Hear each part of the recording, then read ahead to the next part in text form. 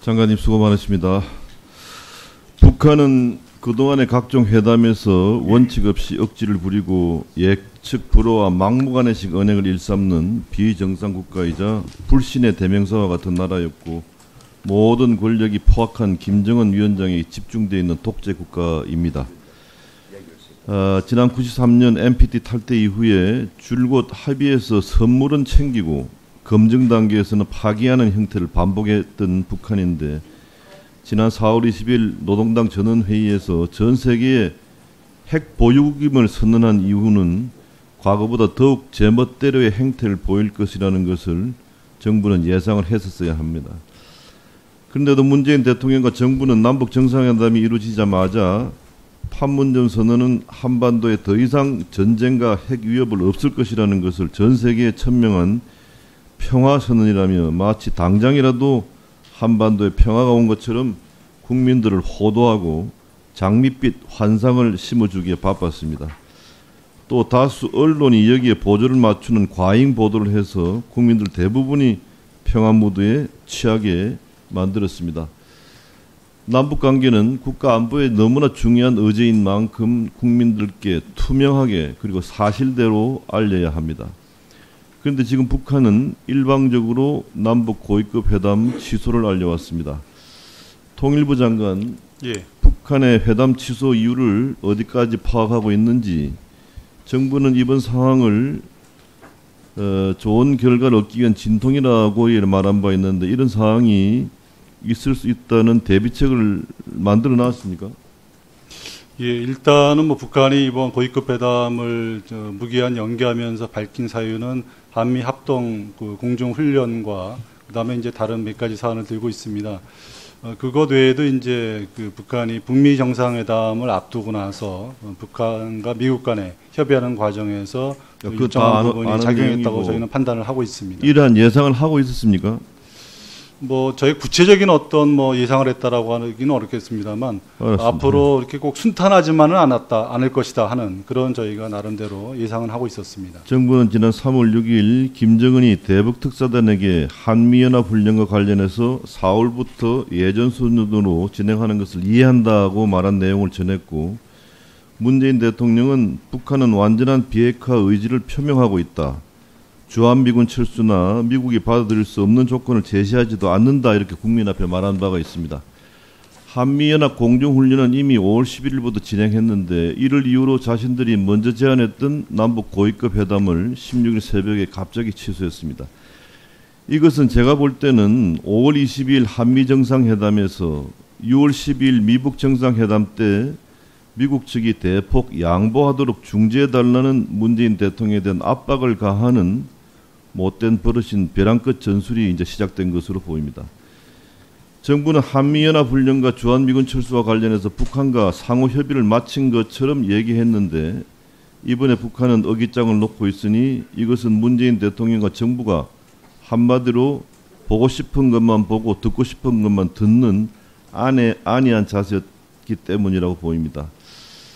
외교에서도 그렇지만 남북 문제는 늘 최악의 시나리오를 가정하고 임해야 하는데 정부가 생각하는 최악의 시나리오는 무엇입니까?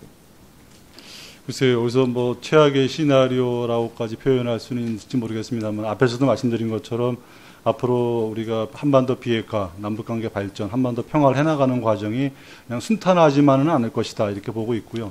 또 지금 이 과정은 시작에 불과하다. 일단 그런 마음으로 임하고 있습니다. 그동안 북핵과 관련한 진행상을 보면은 미국과 북한의 생각이 너무 큰 차이가 있는 것 같습니다.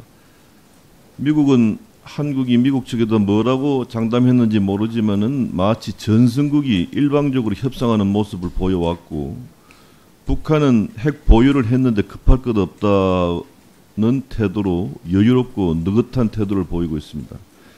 이런 상태가 계속된다면은 자칫 미북 정상회담이 사전 조율 실패로 안 열릴 수도 있고 열리더라도 합의가 안 될 경우 미북 간의 거친 말과 또 과거처럼 핵 단추 설전까지 오갔던 작년 11월, 12월 상황으로 다시 돌아갈 수 있다고 저는 생각합니다. 이렇게 되면은 그동안 중재자, 중매쟁이 역할을 자임했던 문재인 대통령이 곤란해지고 한미 동맹에도 금이 갈 수 있다라고 생각이 됩니다. 5월 20일 한미 정상회담에서 문재인 대통령이 그동안 국민께 호도했던 장밋빛 환상을 실현하려면은 미국의 양보를 요청할 수밖에 없는 상황이 온 것 같은데 여기에 대해서 어떻게 생각하십니까? 제가 답변을 외교부에서 답변드리겠습니다. 네, 말씀하셨듯이 그 북측에서 완전한 비핵화라 하는 그 대외적인 공약을 했습니다만 그 비핵화를 만들어내는 그 방법에 있어서는 지금 미북 사이에서 의견 차가 있는 것이 사실입니다. 그래서 북미 정상회담을 준비하는 과정에서 미국, 북한이 직접 그 소통이 있는 것으로 알고 있습니다. 그래서 그 소통을 통해서 의견 조율이 이루어질 수 있을 것이고요. 또 우리도 그 한미 정상회담을 특별히 그 계기로 삼아서 미국과 조율을 해나간다. 그래서 남북에서 이루어낸 그 비핵화 공약에 대한 그 구체적인 방안을 북미 정상회담의 결과로 도출해낸다 하는 그런 한미 간의 공동의 목표를 가지고 있습니다. 지금 상황으로 보면 북한은 핵 보유국 입장에서 핵 군축 협상을 하려고 할 것이고 미국은 이를 인정하지 않으려고 하는 입장입니다. 다음 대선을 앞둔 트럼프 대통령이 이번에 뭔가 꼭 결과를 이루어야 할 입장이기 때문에 6월 11일 미북 정상회담이 이루어진다면은 종전선언과 비핵화 원칙 합의 이 정도로 끝날 수도 있고 또 하나 더 보탠다면 ICBM 폐기 정도 합의할 것으로 저는 생각을 하고 있습니다. 그러나 북한은 구체적인 비핵화 플랜은 실무급 회담으로 넘기고 단계적으로 진행하려고 할 것이고 경제 지원을 받아야 실무회담을 진행하겠다는 것이 북한의 기본 전략이겠이 틀림없다고 저는 생각을 합니다. 이 과정에서 미국 트럼프 대통령이 체면을 구기게 되면 또다시 최고의 긴장 관계가 다시 연출될 그런 우려가 상당히 예상됩니다. 북한은 그동안 비핵화할 수 있다라고 주장하면서 조건으로 경제 지원과 주한미군 철수를 일관되게 주장해 왔습니다. 과거나 현재나 똑같은 상황입니다. 북한은 경제 지원이 집행되지 않는 한 ICBM이나 핵무기를 순순히 내줄 리가 만무합니다.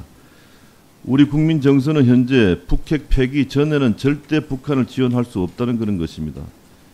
결국 미북 정상회담이 열린다 하더라도 현재와 같은 상황이라면 큰 성과 없이 지리한 밀당으로 전개될 것으로 보이는데 통일부 장관 어떻게 생각하십니까?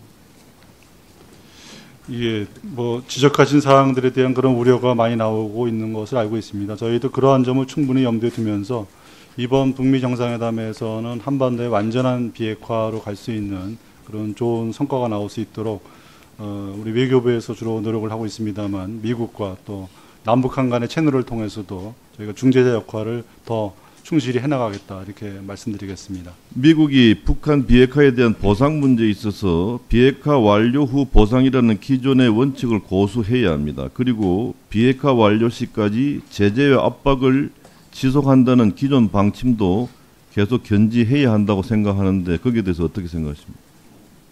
네, 기본적으로 뭐 미국뿐만 아니라 국제사회가 지금 의원님이 지적하신 것과 같은 입장을 갖고 있고 우리 정부도 다르지 않다 이렇게 말씀드릴 수 있겠습니다. 종전선언, 평화협정 체결 등 체제 보장 조치는 북한의 비핵화 완결 이후에 이루어져야 한다는 주장에 대해서 어떻게 생각하십니까?